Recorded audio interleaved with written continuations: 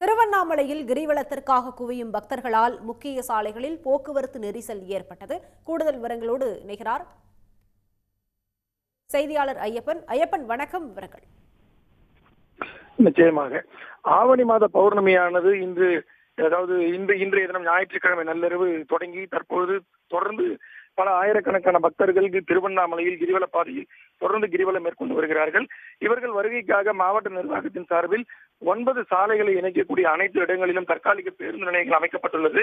கிரிவலம் வருவதற்காக வரும் பக்தர்கள், பல்வேறு மாநிலங்களிலிருந்து வரக்கூடிய பக்தர்கள் அந்த தற்காலிக பேருந்து நிலையங்களிலிருந்து திருக்கோவில் வந்தடைவதற்காக QR கோடு பொருத்தப்பட்ட ஆட்டோக்களை பயன்படுத்த வேண்டும் என மாவட்ட நிர்வாகத்தின் சார்பில் பல முறை அறிவுறுத்தப்பட்டுள்ளது. அவ்வாறு QR கோடு பொருத்தப்படாத ஆட்டோக்கள் பறிமுதல் செய்யப்படும் என மாவட்ட நிர்வாகத்தின் சார்பில் அறிவிக்கப்பட்டிருந்த நிலையில் இன்று காலை முதல் திருவண்ணாமலையின் முக்கிய சாலைகளாக கருதக்கூடிய திருக்கோவில் அருகே உள்ள சன்னதி தெரு, தாளகிரி ஐயர் தெரு, கோபால் பிள்ளையார் கோவில் தெரு உள்ளிட்ட பல்வேறு வீதிகள் முழுக்க ஆட்டோக்கள் நிரம்பி போக்குவரத்து மிகுந்து ஸ்தம்பித்தே காணப்படுகிறது.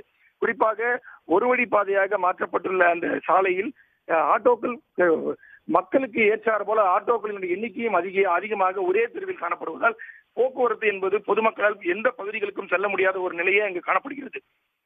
குறிப்பாக இப்ப தற்காலிக பேருந்து நிலையங்களிலிருந்து ஆட்டோ ஓட்டுநர்கள் அளவுக்கு அதிகமான பாரங்களை, அதாவது 15 முதல் 20க்கும் மேற்பட்ட பயணிகளை ஏற்றிக்கொண்டு அந்த பாதைகளில் வருவதால் அங்கு இறக்கிவிட்டு அங்கேயே அவர்கள் காத்திருக்கும் சூழலும் இருக்கிறது. ஏனென்றால் அவர்கள் மீண்டும் சவாரிகளை அழைத்து செல்வதற்காக பயணிகளை ஏற்றும் அந்த நோக்கத்திலேயே ஆட்டோ ஓட்டுநர்கள் செயல்படுவதால் அந்த வீதி முழுக்கவே போக்குவரத்தால் ஸ்தம்பித்து தற்பொழுது பொதுமக்களும் பக்தர்களும் எங்கும் செல்ல முடியாத ஒரு சூழல் நிலவும் காட்சிகளை நம்மால் காண முடிகிறது.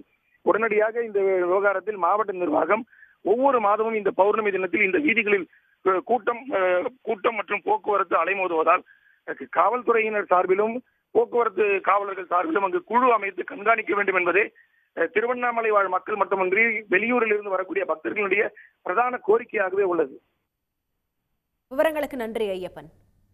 உடனுக்குடன் செய்திகளை தெரிந்து கொள்ள சன் நியூஸ் பெல் ஐகானை கிளிக் பண்ணுங்க.